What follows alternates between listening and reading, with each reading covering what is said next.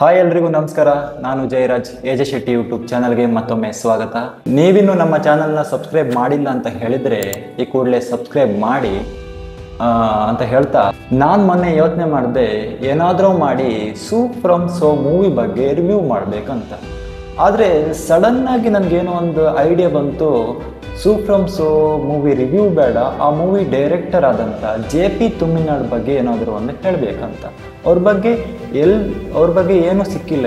ಇಷ್ಟೊಳಗೆ ಯೂಟ್ಯೂಬಲ್ಲಿ ಯಾರು ಅವ್ರ ಬಗ್ಗೆ ವಿಡಿಯೋ ಮಾಡಿಲ್ಲ. ಏನಾದರೂ ಮಾಡಿ ಅವ್ರ ಬಗ್ಗೆ ಏನು ಸ್ವಲ್ಪ ಇನ್ಫಾರ್ಮೇಷನ್ ಕೊಡಬೇಕಂತ ಯೋಚನೆ ಮಾಡಿದೆ. ಅದಕ್ಕೆ ಇವತ್ತು ನಾನು JP ತುಮ್ಮಿನಾಡ್ ಬಗ್ಗೆ ಸ್ವಲ್ಪ ಇನ್ಫಾರ್ಮೇಷನ್ ಕೊಡ್ತೀನಿ. JP ತುಮ್ಮಿನಾಡ್ ಅವರು ಒಬ್ಬ ಭಾರತೀಯ ಪ್ರತಿಭಾನ್ವಿತ ನಟ ಮತ್ತು ಚಲನಚಿತ್ರ ನಿರ್ಮಾಪಕ. ಕನ್ನಡ ಮತ್ತು ತುಳು ಚಿತ್ರಗಳಿಗೆ ಇವರ ಕೊಡುಗೆ ತುಂಬಾ ಇದ್ದಾವೆ. ಈ ಹಿಂದೆ ಸೂ ಫ್ರಮ್ ಸೋ ಮೂವಿ ಬರೋಕ್ಕಿಂತ ಮುಂಚೆ ನನಗೆ ಈ JP ತುಮ್ಮಿನಾಡ್ ಯಾರು ಅಂತಲೇ ಗೊತ್ತಿರಲಿಲ್ಲ. ಈ ಹಿಂದೆ ಇವರು ನೋಡಿರಲಿಲ್ಲ.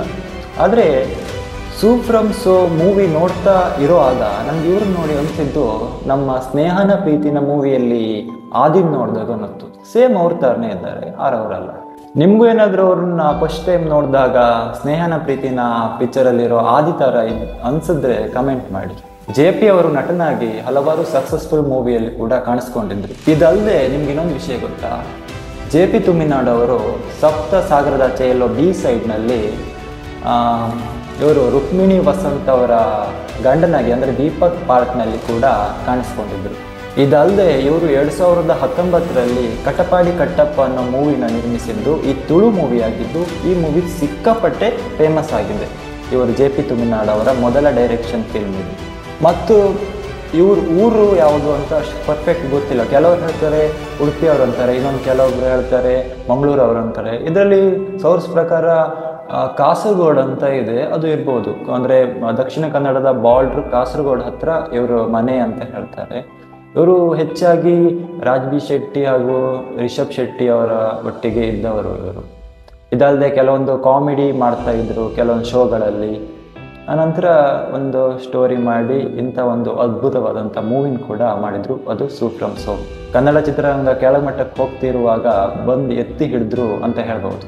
ಅಂದರೆ ಸೂ ಫ್ರಮ್ ಸೋ ಮೂವಿ ಆಗಿರ್ಬೋದು, ಮಹಾವತಾರ್ ನರಸಿಂಹ ಆಗಿರ್ಬೋದು, ಯಕ್ಕ ಆಗಿರ್ಬೋದು, ಹೀಗೆ 2-3 ಮೂವಿ ಬಂದು ಕನ್ನಡ ಚಿತ್ರರಂಗಕ್ಕೆ ಒಂದು ದೊಡ್ಡ ಮಟ್ಟದ ಯಶಸ್ಸನ್ನು ತಂದುಕೊಟ್ಟಿದೆ. ಅದರಲ್ಲಿ ಈಗ ಸೂ ಫ್ರಮ್ ಸೋ ಮೂವಿ ಹಾಕಿದ್ದು ಬರೀ 5 ಕೋಟಿ ಅಂತಾರೆ ಬಜೆಟ್. ಆದರೆ 100 ಕೋಟಿಗೂ ಅಧಿಕ ಕಲೆಕ್ಷನ್ ಮಾಡಿದೆ ಇವಾಗ ಬೆಟರ್. ಈಗ ಲೋ ಬಜೆಟಲ್ಲಿ ಇಂಥ ದೊಡ್ಡ ಮಟ್ಟದ ಯಶಸ್ಸನ್ನು ಹೇಗೆ ತಂದುಕೊಡ್ಬಹುದು ಅಂತ ದೊಡ್ಡ ದೊಡ್ಡ ಡೈರೆಕ್ಟರ್ಗಳಿಗೆ ಇವರೇ ಒಬ್ಬ ಡೈರೆಕ್ಟರ್ ಆಗಿ ಹೇಳ್ಕೊಟ್ಟಿದ್ದಾರೆ ಅಂತ ಹೇಳ್ಬೋದು.